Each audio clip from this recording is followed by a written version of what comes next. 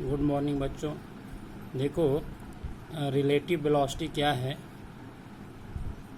और उसका कंसेप्ट क्या है, उसका एक्सप्रेशन क्या है, उसको हम यहाँ बताते हैं। तो relative velocity in one dimension, यानी जब to bodies one dimensional motion कर रही हों तो एक के विथ रिस्पेक्ट दूसरे की रिलेटिव वेलोसिटी क्या होगी। ठीक है, तो उसको ऐसे डिफाइन करते हैं कि when two bodies A and B are moving with velocity v1 and v2, then the velocity of one body with respect to other is known as relative velocity of one body with respect to other। ठीक है, relative velocity of body B with respect to A को कैसे लिखते हैं? We B A, B को पहले लिख दिया, इसका मतलब बी की रिलेटिव वेलोसिटी, ए को बाद में लिख दिया, इसका मतलब ए के विथ रिस्पेक्ट में। तो वी बी ए का मतलब ये हुआ relative velocity of body B with respect to A. ठीक है, उसी को हम v21 भी लिख सकते हैं, यानी relative velocity of second body with respect to first. तो सेकेंड बॉडी बी है। ठीक है, इसको वेक्टर नोटेशन के साथ भी लिख लेते हैं।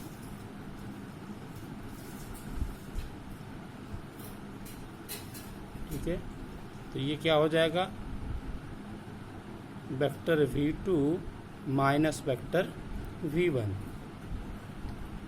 अब इसका एक्सप्रेशन हम फाइंड करते हैं कि suppose two bodies A and B are moving with velocity v1 and v2, also let x01 and x02 are the position at time t equal to 0।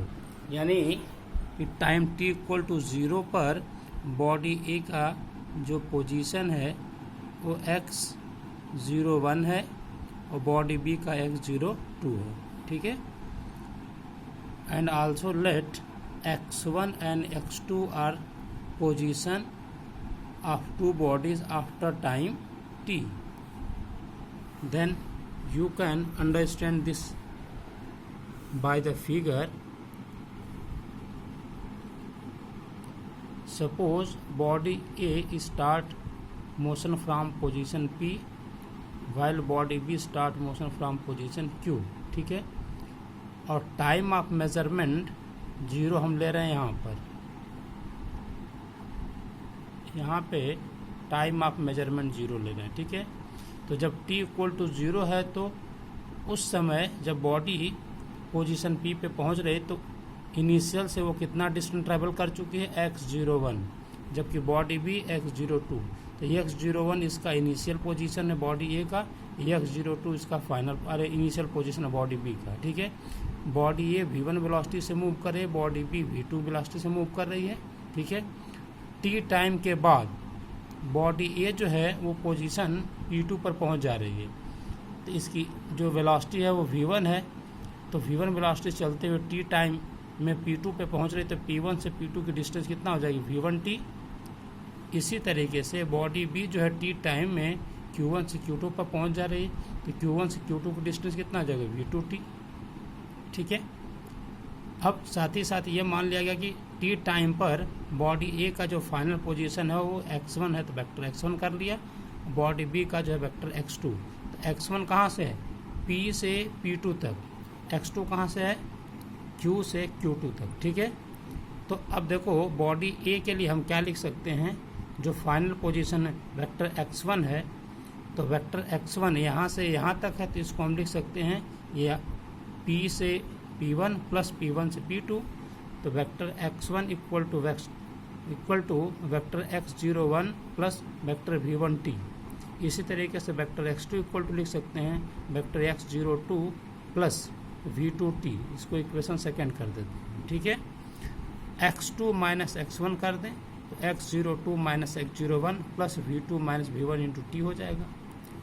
अब अगर यहीं पे हम मान लेते हैं कि let x02 minus x01 equal to vector x0, initial position of body B with respect to body A at time t equal to 0, and vector x2 minus vector x1 equal to x मान लेते हैं final position of body B with respect to A after time t।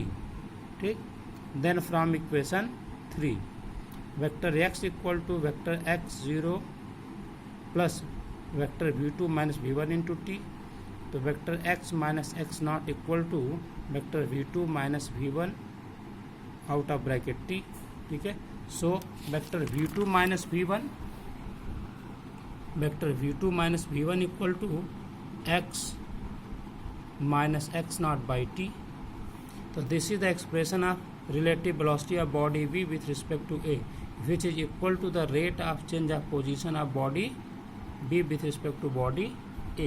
ठीक है, since the two bodies are moving along straight line, दोनों body straight line motion कर रहे हैं, इसलिए इसकी डायरेक्शन तो चेंज हो नहीं रही है। ठीक है, so equation 4 can be written without vector notation.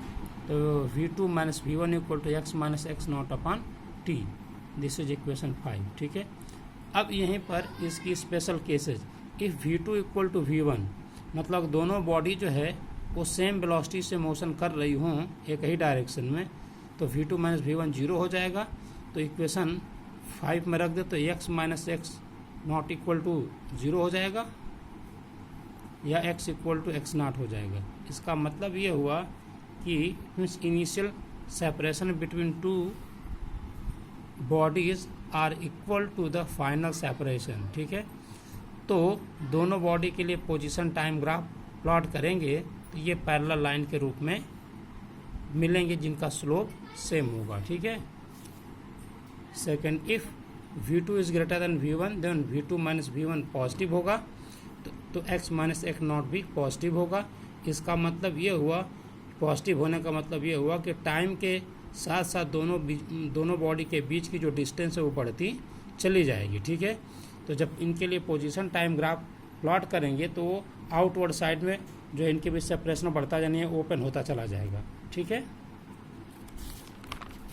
देखो, if third case v2 is less than v1 then v2 minus v1 equal to negative. इसका मतलब ये हुआ कि दोनों बॉडी के बीच में टाइम के विथ रिस्पेक्ट डिस्टेंस जो है वो कंटिन्यूसली कम होती चली जाएगी और वे एक दूसरे को एक पर्टिकुलर पॉइंट पर इंटरसेक्ट करेंगी, सिंगल पॉइंट पर। ठीक है, जैसा कि यहाँ पे देखो ग्राफ में दिखाया हुआ। ठीक है, तो जिस पॉइंट पे इंटरसेक्ट करते हैं उसके विथ रिस्पेक्ट में जो टाइम होता है उसको कहते हैं टाइम ऑफ मीटिंग, उसके विथ रिस्पेक्ट में जो पोजीशन होता है उसको कहते हैं पोजीशन ऑफ मीटिंग। ठीक है, तो this is the relative velocity and its expression.